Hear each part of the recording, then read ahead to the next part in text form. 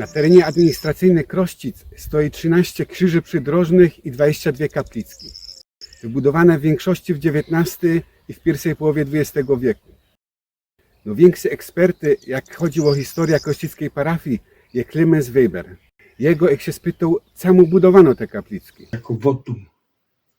Jako wotum wdzięczności, jako wotum z prośbą, jako wotum z podziękowaniem.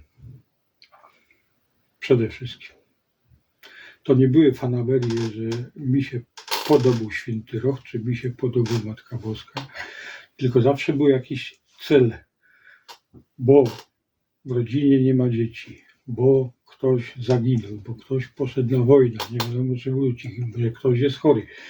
Więc to były takie wota, które miały być pewne elementy w powrocie do normalności. Podziękowanie, czy ta prośba, to się powtórzy w wielu sytuacjach. Tak było z krzyżem od Urbana, który jest na końcu ulicy Odrzańskiej przed przejazdem przez wał. I tak jest między innymi z krzyżem na Ostrówku.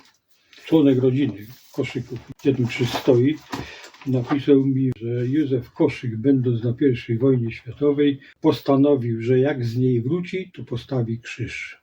Po powrocie zrobił, jak postanowił. W 1929 roku postawił murowany krzyż.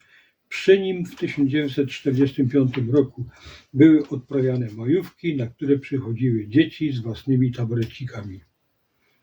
Kto budował te kaplicki? Prywatni ludzie. Tylko i wyłącznie prywatni ludzie. I były stawiane najczęściej albo w miejscu, gdzie coś się zdarzyło, albo w miejscu, gdzie ktoś miał jakąś własność, własne pole, własny ogród i w tym miejscu te kapliczki powstały. Choć jeśli chodzi o krzyże, to krzyże stoją przy drogach wylotowych ze wsi. Krzyż na Dąbrowie, krzyż na 1 maja, krzyż na Ostrówku, na Babilesie, pod lasem. Te krzyże są koło Sochora, ten na przykład, czy w Młynie. One są na krańcu wsi, bo jednak ludzie byli swego czasu bardzo bogobojni i jak wyjeżdżali, wychodzili albo wyjeżdżali tą furmanką ze wsi, to przy tym krzyżu była krótka modlitwa: Panie Boże, daj dobrą podróż, a jak wracali w to miejsce, to Panie Boże, dziękujemy za dobry wyjazd, za dobrą podróż, wracamy do domu. Nie?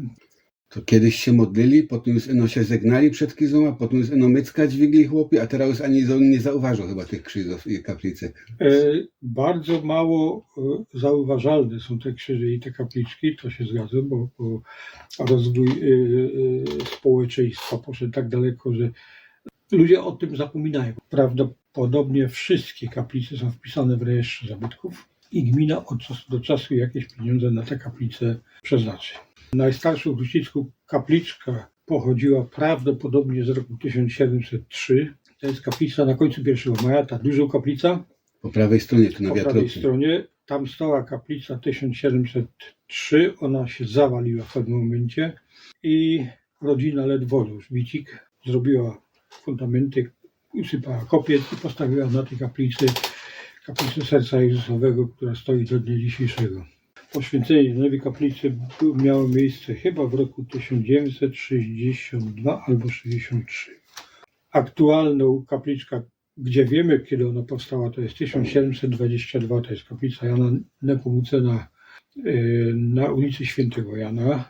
Tam miała być jakoś figurka, co ją ukradli, co bardzo wartościowo, co bardzo starą figurka. Była próba kradzieży tej figurki drewnianej, barokowej, ale ta kapliczka kiedyś miała takie małe ogrodzenie drewniane naokoło siebie. Normalny płotek ze sztachet.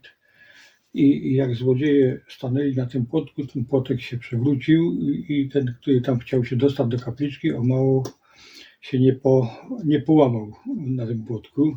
Sąsiedzi się zbudzili, światło się zaświeciło, złodzieje uciekli. I w tamtym momencie figurka została schowana najpierw u państwa Halama, potem na plebanii. Potem figurka pojechała do konserwacji, bo się okazało, że jest cenną figurka, XVII wiek, barok, taki prymitywny barok. Została zrobiona replika tej figurki. Ta figurka została odnowiona. Ona jest w kancelarii na plebanii, oryginał, natomiast w kapliczce stoi replika wykonana z żywicy.